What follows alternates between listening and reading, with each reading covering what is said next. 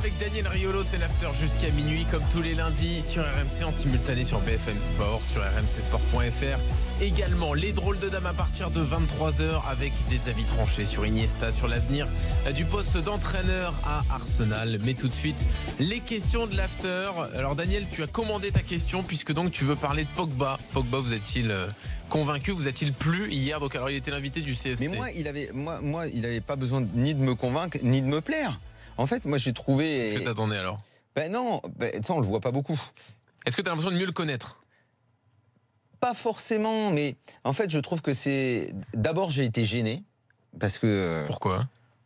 Ses réponses et tout, son attitude. Moi je l'ai pas vu, messieurs, je vais être honnête avec vous. On prépare moi j'ai vu que des extraits. Sinon, la façon dont il est habillé, type Dalai Lama et tout. Donc d'abord, je trouvais un petit peu gênant ses réponses, son attitude, cette espèce d'humour pas complètement maîtrisé et tout. Puis après, je trouvais ça facile. En fait, je me souviens pendant longtemps, à une époque, je lisais le magazine Surface. Ouais. Oui. Je suis absolument pas la cible. Je l'avais même dit aux auteurs de ce magazine. Je ne suis pas la cible et a priori, ça ne m'intéresse pas. C'est pas pour moi, je ne vois pas ce que je vais apprendre et tout. Mais pourtant, je me forçais parce que j'estimais que malgré tout, on pouvait, vu qu'ils étaient très avenants avec les joueurs de foot, apprendre des choses que les joueurs de foot n'auraient pas dit ailleurs. Exactement. Comprendre leur code. Il les faisait s'habiller, voilà, exactement, pour comprendre comment ils pensent. Les joueurs parfois se lâchent plus facilement avec ce genre de médias. J'attendais pas qu'on lui rentre dedans à Pogba. Il y en a plein qu'on dit sur les réseaux sociaux, en gros, ils lui ont ciré les pompes. Mais non, mais on s'en fout. Il y a différentes façons de procéder, il y a différentes façons d'interviewer un mec ou pas. Tu reçois un mec comme ça, de toute façon, qu'est-ce que tu vas aller lui dire? Tu vas aller le secouer, mais il te répondra pas. Oui. Qu'est-ce que tu vas aller lui demander pour le mettre en difficulté? Il n'y a pas à mettre les gens forcément en difficulté. Donc, ce qui aurait été intéressant pour toi, c'est quoi? C'est d'aller chercher autre chose que... Non, moi je pense qu'il n'y avait rien à chercher. Je pense que déjà, c'est un type qu'on n'entend pas beaucoup. C'est quand même une star du football français. Parce que tu ne regardes pas la POC série. Voilà. Mais sinon, parce que d'habitude, il est dans le contrôle de sa communication. Donc, il se met en scène. Donc, c'est intéressant déjà de voir un mec dans les mises en scène pour essayer de comprendre comment il est. Comprendre ensuite son attitude qui va être sur le terrain, comment lui il se voit. Et on voit bien qu'il se voit... il se voit dans une autre galaxie, le mec, quand même, quoi. Donc, humainement, c'est enrichissant d'apprendre comment lui, il fonctionne. Après, ça veut pas dire qu'on aime, qu'on apprécie, qu'on critique pas ou quoi. Je suis pas sûr que ce soit dans une émission comme ça que tu puisses aller chercher ça, toi. Non, mais tu ne vas pas le chercher par la question. C'est des avant-matchs, c'est des... Non, mais non, là, quand tu l'écoutes, tu comprends. Quand le mec, il continue de dire, il faut pas nous critiquer, dans les autres pays, il n'y a pas de critique et tout. Mais tu vis dans une autre galaxie, mec. Tu vis ailleurs, t'es pas dans le même monde que nous. Il allume pas la télé, alors. Le mec, il allume pas la... Enfin, pour dire qu'en Angleterre, qu'en France, les médias sont plus durs qu'en Angleterre ou en Italie où il est passé, dire c'est... Oui, c'est qu'il lit pas les journaux. Donc, je trouve que ça a quelque chose de fascinant quand on a un mec de cette importance, de cette dimension dans notre foot. Bon, après, que tu vas lui poser comme question, t'es embrouillé avec Mourinho? Ils l'ont fait. Moi, je trouvais ils ont fait leur taf. Qu'est-ce que tu veux qu'ils te répondent? Évidemment qu'il va dire non, tout va bien avec le coach. Évidemment, mais c'est à la limite presque je m'en foutais. Non, mais disons que tu passes pas sur le grill un joueur comme ça, en fait. Mais, tu vois, mais ça sert à rien, il te répondra pas. Oui, voilà, c'est ça. De toute façon, je pense qu'il y a des clients que tu interviews de manière plus musclée que d'autres. Un entraîneur, un président, là, tu peux arriver avec des dossiers, des questions et le mettre dans les cordes. Voilà, le joueur, très compliqué. T'attends pas la même chose. Très compliqué. De toute façon, est-ce qu'il est capable de répondre de cette façon? Et puis, il va être dans ses codes. En revanche, observer le phénomène.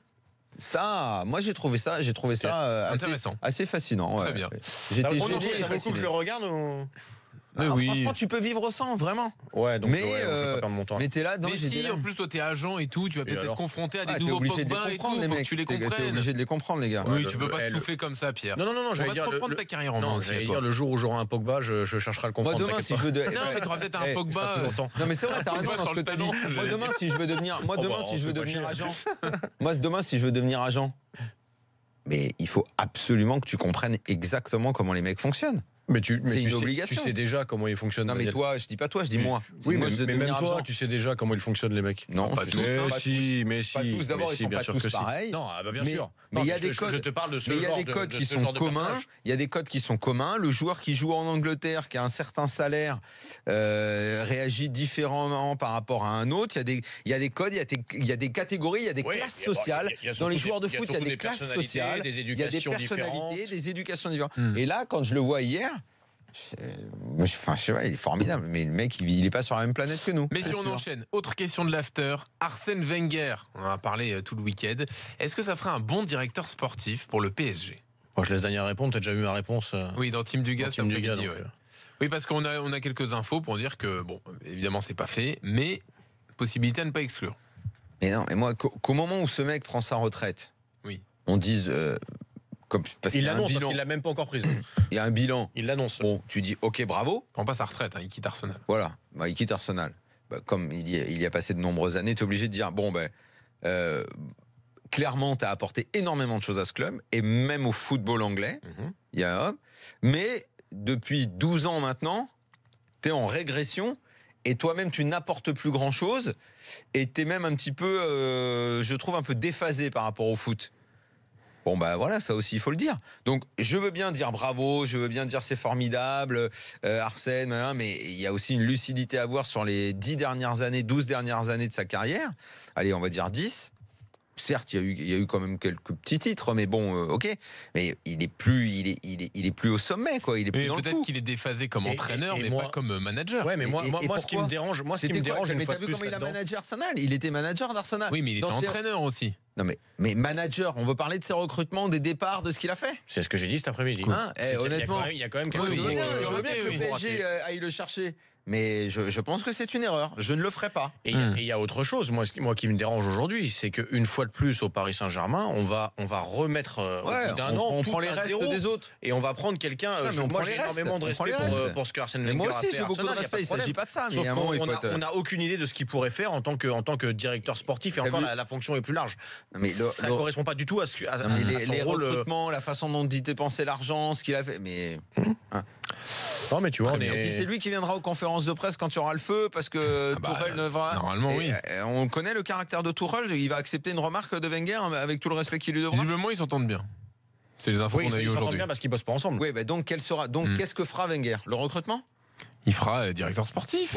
Recrutement et directeur sportif. Et présence au quotidien. L'autre facette, c'est ce que n'a pas fait Antero. C'est-à-dire régler évidemment et éventuellement les il va aller voir Neymar, il va lui dire t'arrêtes tes bêtises et tout. Ouais, ou venir devant la presse pour éteindre les feux qui n'ont pas été éteints du tout cette année dans la communication défaillante du PSG. Sur toutes les mini-crises qu'il y a eu, les déclarations des joueurs et tout. Mais c'est pas que je ne sens pas capable, mais il va vraiment faire ça. Je sais pas, on n'y est même pas. En plus, c'est pas ce qu'il y a. Tu nous poses une question, on te répond. Écoutez, on ne sait pas encore. Voilà. Il n'y a ni Tourelle ni Wenger.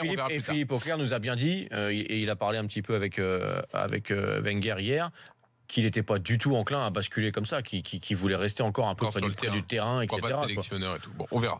Alors là, il nous reste 30 secondes. Est-ce que vous êtes capable de faire 2 questions, 2 réponses? Est-ce qu'on a des billes sérieuses? Parce que je veux bien sûr qu'on a des billes sérieuses. Je crois que j'aurais parlé de ça sinon. Non, mais qui va venir au PSG? Il y a des bruits. Non, mais on a des infos, oui. Ça se tourne autour. C'est pas parce que on est au tout début des discussions. On en revient à une discussion de la semaine dernière avec nos invités jeudi soir, mais c'est pas parce que à un moment on décide de raconter une histoire et qu'elle est fondée et que le quotidien. Le seul quotidien de sport en France décide de raconter une histoire. Nous avons nos infos, sinon on l'aurait pas fait, Daniel. J'aimerais bien une bonne fois pour toutes qu'on soit pas en charrette. Mais derrière et qu'on dise vraiment ce que nous on sait. Mais on n'est pas en charrette, je te le dis. On a nos infos, on les a sorties, c'est sur rmcsport.fr. Je sais pas, je viens d'entendre que Philippe Auclair a dit que manager c'est peut-être pas son truc. En plus de Philippe, on a d'autres gens qui travaillent à la rédac en qui je fais une confiance aveugle. Ça n'empêche pas qu'il y ait peut-être eu des contacts entre le Paris Saint-Germain et Arsène Wenger. Mais que Wenger ne soit pas le quotidien en question. J'espère que Wenger va venir parce qu'après tout ce que j'ai lu et entendu, je veux dire à un moment niveau boulette sur ce qui se passe au PSG. Non, on dit pas qu'il est fait. Les casseroles qu'il y a, c'est. Ah ouais non, l'info c'est qu'il y a eu des contacts. Donc le jour où il prend sa retraite, l'info c'est qu'il y a eu des contacts, c'est ça. En même temps, ces gens-là, c'est un coup de fil, c'est quoi? Ils sont toujours en contact de toute manière. Ils s'entendent très bien, paraît-il, Arsène Wenger et les Qataris. Il faut pas s'énerver dans ces cas-là. Bon, tes 2 questions, 30 secondes, c'est mort là. Non, c'est fini, on n'a plus le temps. C'était quoi? Vas-y. Les drôles de dames arrivent. C'était quoi? Vous préférez Lille-Metz ou Montpellier-Saint-Etienne? Lille-Metz. Bah oui, je sais, toi tu veux ça le dimanche à 21h. Bah oui. Bon, Daniel, on l'a perdu. Il reviendra pour les drôles de dames dans quelques secondes. À tout de suite, top, c'est fini. À tout de suite.